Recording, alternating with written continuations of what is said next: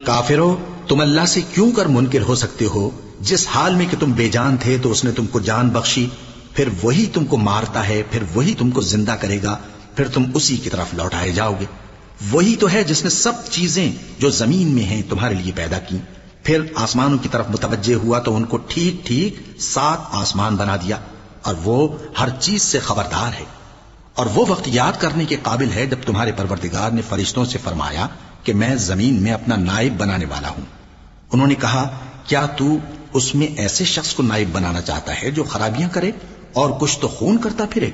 اور ہم تیری تعریف کے ساتھ تسبیح و تقدیس کرتے رہتے ہیں۔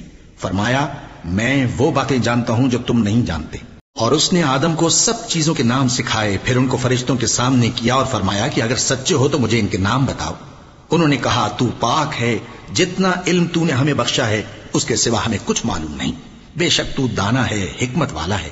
تب اللہ نے آدم کو حکم دیا کہ آدم، تم ان کو ان چیزوں کے نام بتاؤ۔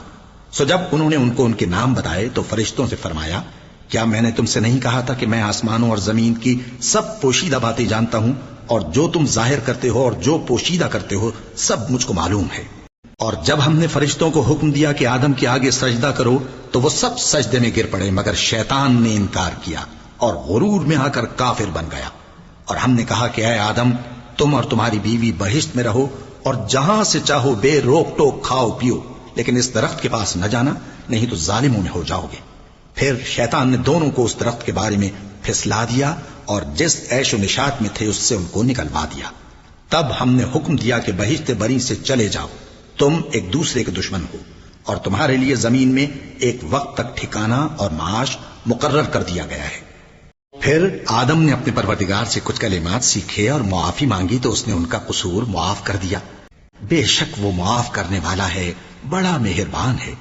ہم نے فرمایا کہ تم سب یہاں سے اتر جاؤ، جب تمہارے پاس میری طرف سے ہدایت پہنچے تو اس کی پیروی کرنا، کہ جنہوں نے میری ہدایت کی پیروی کی ان کو نہ کچھ خوف ہوگا اور نہ وہ غمناک ہوں گے، اور جنہوں نے اس کو قبول نہ کیا اور ہماری آیتوں کو جھٹلایا وہ دوزخ میں جانے والے ہیں اور وہ ہمیشہ اس میں رہیں گے۔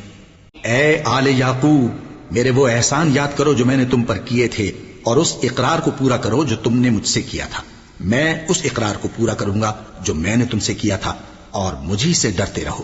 اور جو کتاب میں نے اپنے رسول محمد صلی اللہ علیہ وآلہ وسلم پر نازل کی ہے، جو تمہاری کتاب یعنی تورات کو سچا کہتی ہے، اس پر ایمان لاؤ اور اس سے منکر اول نہ بنو، اور میری آیتوں میں تحریف کر کے ان کے بدلے تھوڑی سی قیمت یعنی دنیاوی منفعت نہ حاصل کرو، اور مجھی سے خوف رکھو، اور حق کو باطل کے ساتھ نہ ملاؤ، اور سچی بات کو جان بوجھ کر نہ چھپاؤ، اور نماز پڑھا کرو اور زکات دیا کرو، اور اللہ کے آگے جھکنے والوں کے ساتھ جھکا کرو۔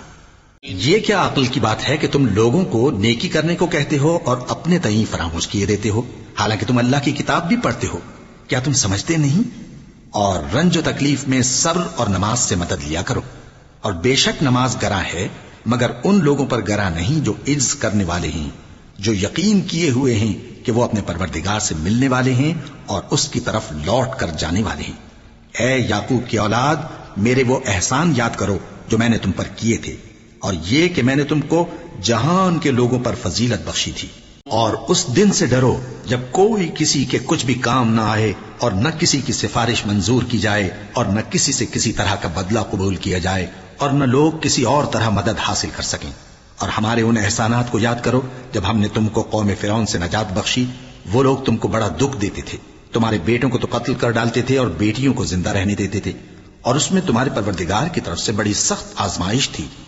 اور جب ہم نے تمہارے لیے سمندر کو پھاڑ دیا، پھر تم کو تو نجات دی اور فرعون کی قوم کو غرق کر دیا، اور تم دیکھ رہے تھے۔ اور جب ہم نے موسیٰ سے 40 رات کا وعدہ کیا تو تم نے ان کے پیچھے بچڑے کو معبود مقرر کر لیا، اور تم ظلم کر رہے تھے۔ پھر اس کے بعد ہم نے تم کو معاف کر دیا تاکہ تم شکر کرو۔ اور جب ہم نے موسیٰ کو کتاب اور معجزے عنایت کیے تاکہ تم ہدایت حاصل کرو۔ اور جب موسیٰ نے اپنی قوم کے لوگوں سے کہا کہ بھائیو، تم نے بچڑے کو معبود ٹھہرانے میں اپنی جانوں پر ظلم کیا ہے، تو اپنے پیدا کرنے والے کے آگے توبہ کرو، پھر اپنوں کو قتل کرو، تمہارے خالق کے نزدیک تمہارے حق میں یہی بہتر ہے۔ پھر اس نے تمہارا قصور معاف کر دیا، وہ بے شک بڑا معاف کرنے والا ہے، بڑا مہربان ہے۔ اور جب تم نے موسیٰ سے کہا کہ موسیٰ، جب تک ہم اللہ کو سامنے نہ دیکھ لیں گے تم پر ایمان نہیں لائیں گے، تو تم کو بجلی نے آ گھیرا اور تم دیکھ رہے تھے. پھر موت آ جانے کے بعد ہم نے تم کو اثر نو زندہ کر دیا تاکہ احسان مانو.